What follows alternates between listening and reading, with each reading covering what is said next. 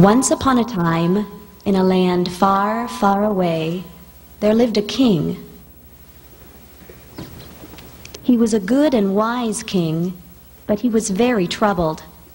This king had 12 lovely daughters. Ashley is the oldest.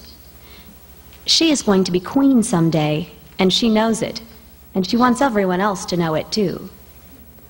Chelsea, the second oldest, is a sensitive, silent observer who seems never able to speak her mind. Holly, she is smart, sensible, and self-assured. She will tease for fun, but not to hurt. Jessie is quite flirtatious, and she is always very concerned about her looks. Jill, she is bright and somewhat shy, and perfectly happy to live in the shadows of her other sisters. Lily and Lindsay, the twins. They act alike, they walk alike, at times they even talk alike. Lucy, on the other hand, just wants to have fun. This princess lives only for the present and not the future. Morgan finds joy in the darker side of life. She is the princess most likely to be bound and gagged and tossed over a cliff by her sisters. Nicole is the true romantic. For her, every inch of life is an adventure, and every evening the most perfect. Shannon, she is the gossip, the giggler, the tattler, the whisperer. And finally, Sarah, the youngest princess. She is genuine and innocent, yet also confident enough to stand up for herself and follow her heart.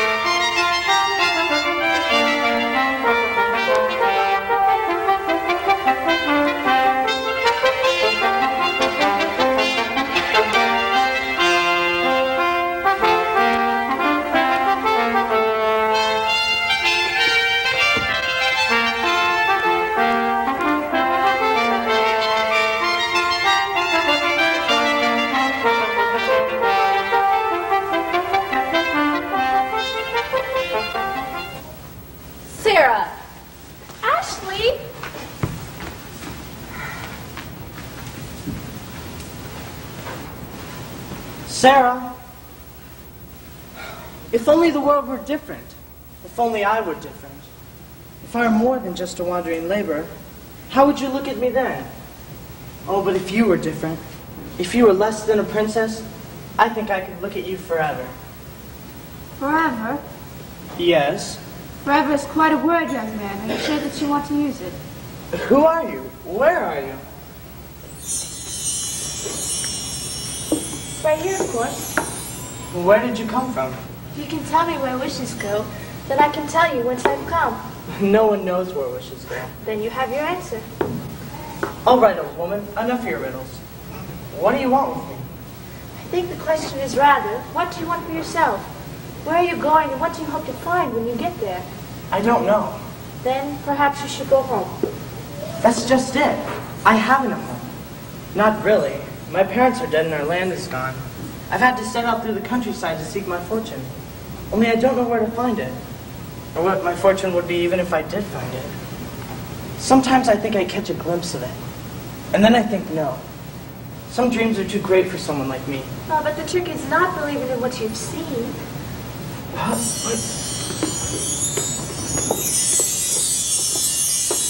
The trick is believing in what you've yet to see. Well, where did you go? Maybe I can help you. But you don't know what I'm seeking either. Oh, I think I do. She's very beautiful, isn't she? Yes, she is. But it's impossible. Perhaps not. Surely you've heard of the impossible. Perhaps not. Surely you've heard of the princesses in their shoes. Their shoes? Well, maybe you haven't. There's a room. The furthest corner, the furthest tower, the furthest wing of the castle. In this room there are 12 beds, one for each of the princesses, for this is where they sleep at night. In the same room? But the castle's so big. Yes, but the king, well, he's a very protective man. So protective that the single door is locked with triple locks, and he keeps the keys. He must be very cruel. No, not cruel, but with 12 daughters to look after by himself. They've lost their mother too. Many years ago, the queen died giving birth to the youngest princess. Sarah? Sarah. And as the princesses have grown, so too is the king's determination that nothing will take them from him.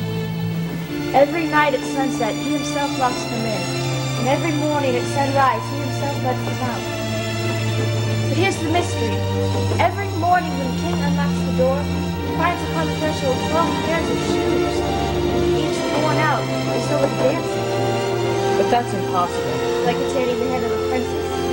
And yet it happens. And when the king asks his daughters what they do at night, they answer only, "We sleep, father," and then they laugh. What does this have to do with me? Just this.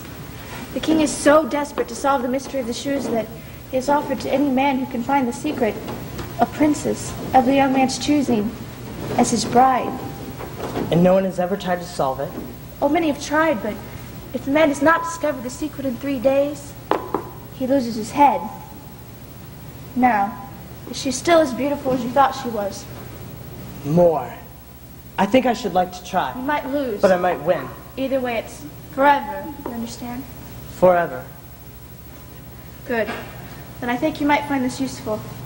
If you wear this, you become invisible. You can follow the princesses unseen, perhaps discover what really happens in the night. But how can I approach the king? How can I persuade him to give me a chance? I've heard that the castle gardener is in desperate need of help. I should think he could use a strong young man like you. And what do you want in return? When you have what you want, I will have what I want. Trust who you are and what you know, and all will be well. Wait! What if I found out? What if the magic fails me? What if I can't solve the mystery in 3 days? Will you be able to help me? How can I find you? The hand of a princess.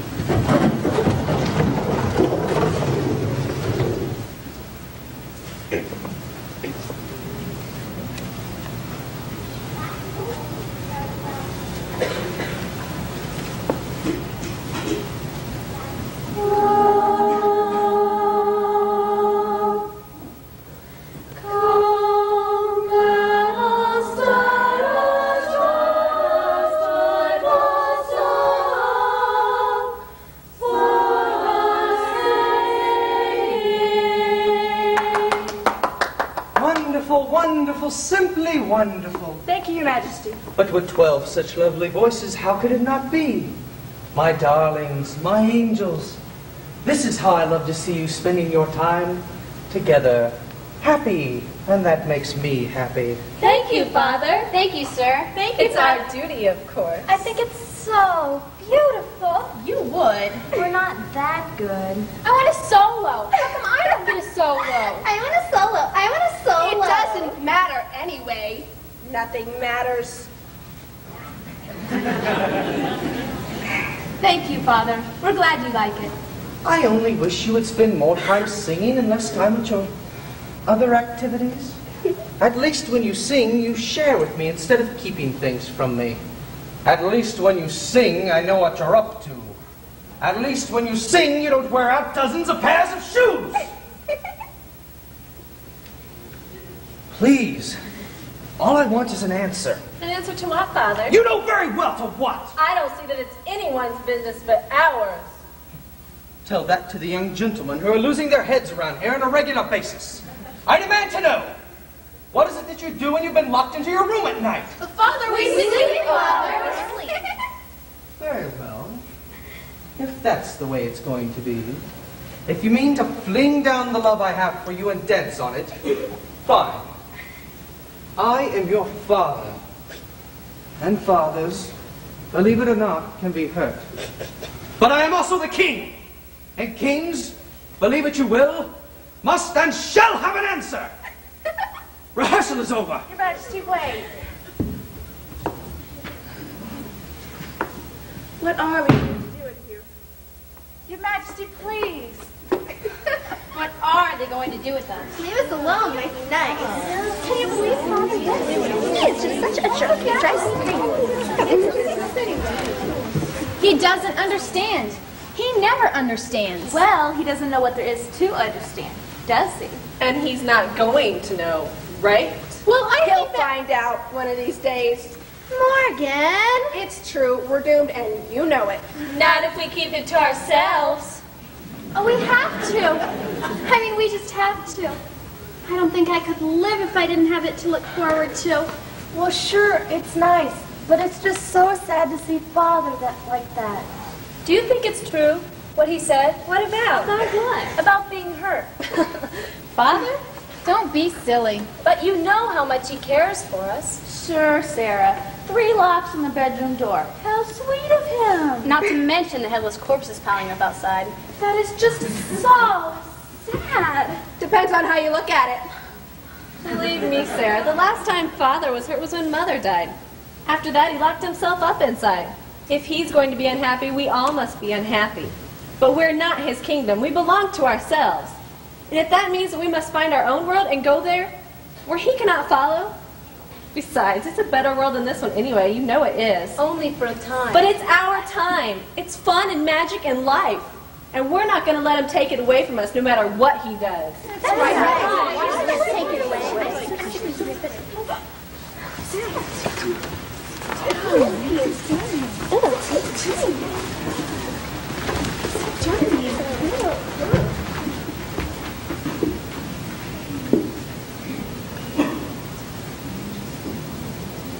Well, there's no shortage of courage in this kingdom, is there? Your Majesty. At least I can say that much. All right, you know the problem. You clearly know the reward or you wouldn't be here. You also, I'm certain, know the risk. I'm not happy about those risks, but there must be rules, mustn't there? We cannot live in a world without circumscriptions. Rules, my boy. Without them, there's disorder, distrust, rampant unhappiness. And that, do not mistake me, is what I'm about here. Happiness. It's worth a dead prince, or 2, or 3, or more. But we'll worry about that later. Simply put, I'm offering the hand of one of my daughters. Not something I do lightly, but there it is. What I want from you is a solution to my problem. I would also like it if you would stop kneeling. You've made your point. Yes, Majesty. It hurts to watch that. It really does. Sorry, sir. Well, you're not dressed like the average prince, are you? Not that it matters, of course. What's on the outside is less important than what's on the inside. What are you on the inside? Well, I'm afraid I'm not a prince, sir. You mean that, don't you? Yes, sir. A young man who admits he's not a prince. That's rare, to say the least. But you thought you'd try your luck anyway. Actually, sir, Well, I heard that your Majesty's gardener was in need of a helper. And I thought maybe perhaps... A gardener? You must think me very foolish going on like that. No, sir, not at all. Well, I think me very foolish, so I apologize. The job is yours. Begin whenever you like. Stay as long as it pleases you. Thank you, sir. Is there anything else? Your name, son? It's Michael. I wonder if you could do something for me, Michael. If I can. My daughters, they love to walk in the gardens in the afternoon. I watch them every day from the parapet. See the harshness of the world spreading out in all directions. And within this wall, such color and life. They should have flowers every day. Would you do that for me, Michael? Of course. Shall I say they come from you? No. I would rather they enjoy them, not resent them. Your Majesty, Yes? any man would think himself blessed to have one beautiful daughter. You have 12. 12. And yet, you seem so filled with regret. No, not regret. I regret nothing. But I cannot understand why they spite me so. Do they? Do they? I know you're just a gardener, Michael, but surely you've heard of this shoe situation. Vaguely. Well, there you are. Every day, the same simple question. What do you do at night? And every day, the same answer. Sleep, Father. What else? And the next morning, another pile of demolished shoes inside the door. And you ask if they spite me? And the thing of it is, it wasn't always that way. When they were younger, it seemed like there was always a child in my lap sharing a secret with a whisper and a laugh. And when that child grew, there was another, and another, and another, and another, and another, and another, and then no more. It was finished.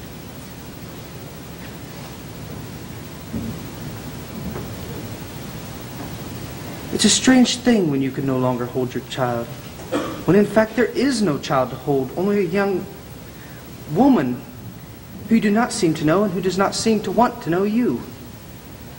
And the fact that you love her, or them, more than anything, seems to have become a wall rather than a door. Something has happened to them that I can't understand and they can't explain. So what can I do? What do you do? Lock them in, of course. I may not be able to hold them anymore, but I can keep them within arm's reach. They may not come to me anymore, but I can keep them from going too far. Due respect, sir, but they seem to have found a way out. Well, we'll solve that problem. You can be sure of that. Good luck with your flowers, son.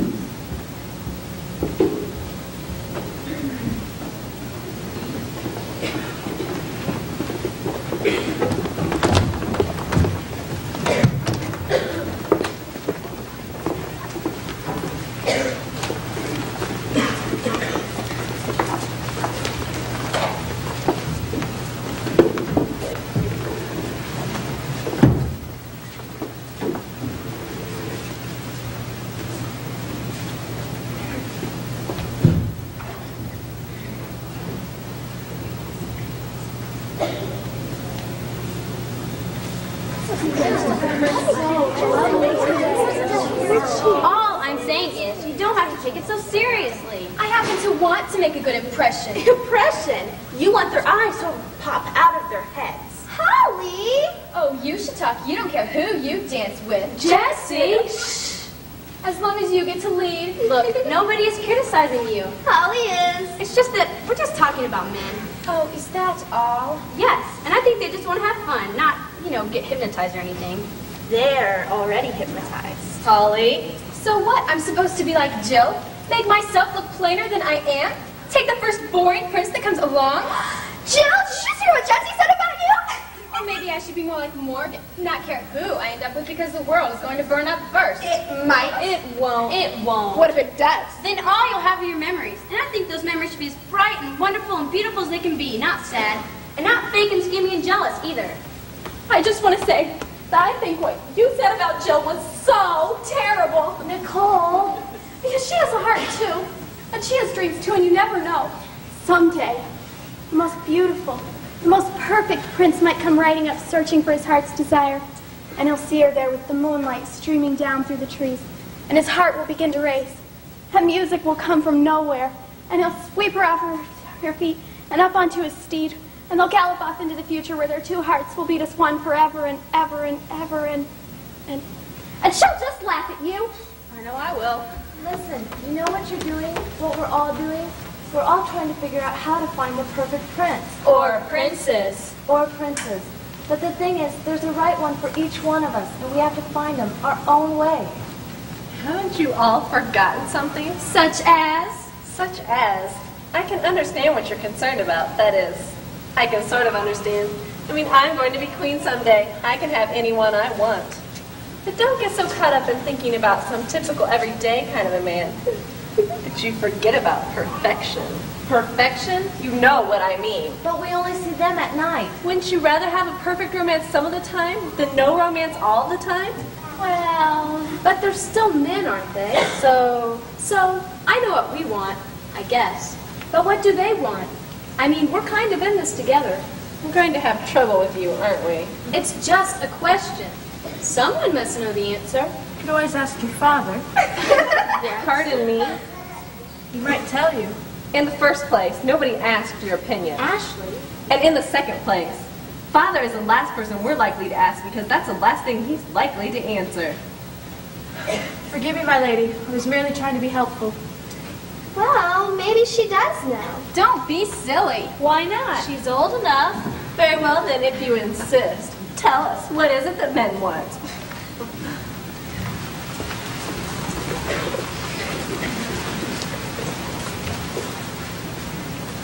Men want the same thing we want. We want to choose and be chosen. They want to choose and be chosen. We want to love and be loved. They want to love and be loved. That's all. And why are they so strange about it? That, my dear, is just the question. Trying to understand them is like trying to read your favorite book in a mirror. The story you all know and love is there. It's just backwards. If it's any consolation, they think the same of us. The question is, how to step through the mirror. Well, well, well. We seem to be seeing quite a lot of this young man, seem we not? Milady. And it appears that we will continue seeing you. Garden boy, eh? Yes, please you. Please me, I'm just one of 12. I think you need to be concerned about pleasing all of us. Where do you come from? What brought you here? Do you have a name? It's Michael, milady. A common name, but then you're a common young man, aren't you? What do the rest of you think? I like him. Very much. Sarah! He's a gardener, for gosh sake. At least remember who you are. Now, sisters, let's be fair. Maybe he has some special quality beneath the dirt in his fingernails that only Sarah can see. All right, Michael, what pleasing thing have you done for us today? These flowers? I brought them for you all. Flowers? Really? How lovely. That is so romantic. I don't want one. They're probably dead anyway. No, milady. They're as beautiful as the princesses who carry them.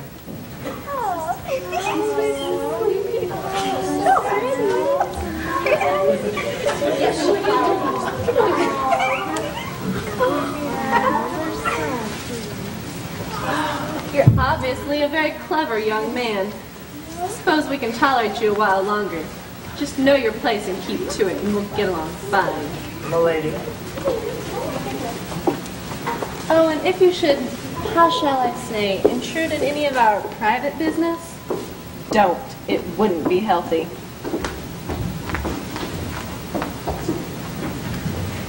Michael, Milady.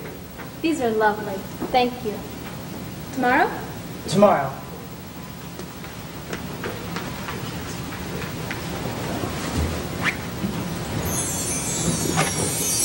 No, tonight.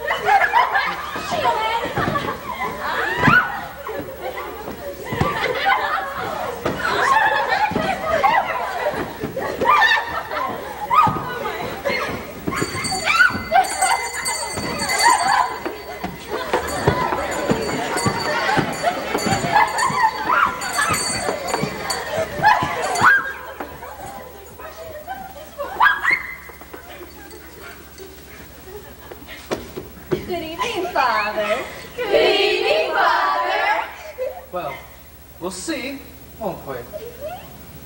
Bathed, powdered, brushed, Yes, Your Majesty.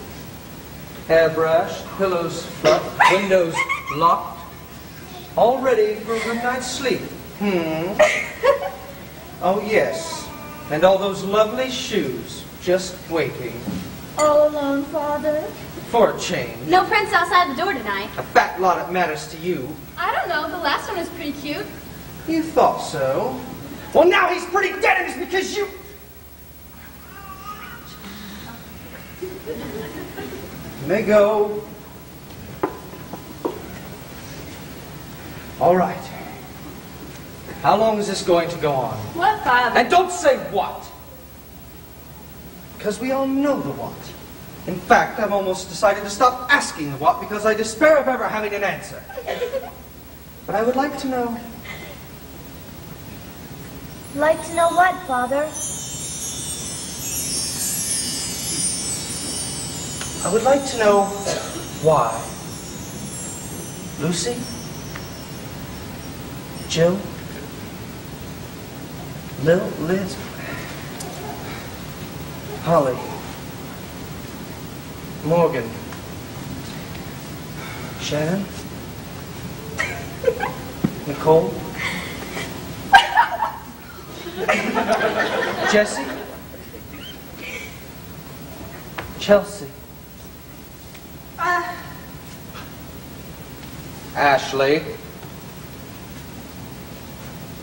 Sarah? As you wish. Sleep well.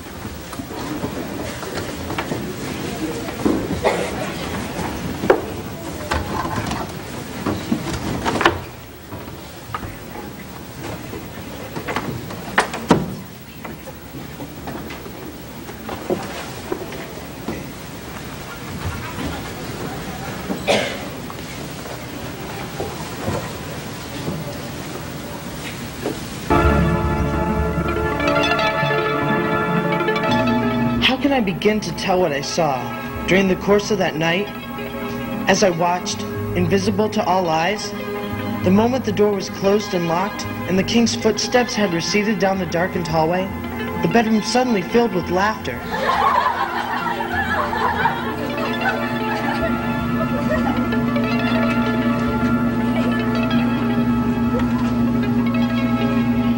Each princess transformed before my eyes. Each princess lovelier than the one who came before her. Faces were made up and headdresses put in place so quickly you would think night was nearly over and not just begun. Once or twice I felt sure that I had been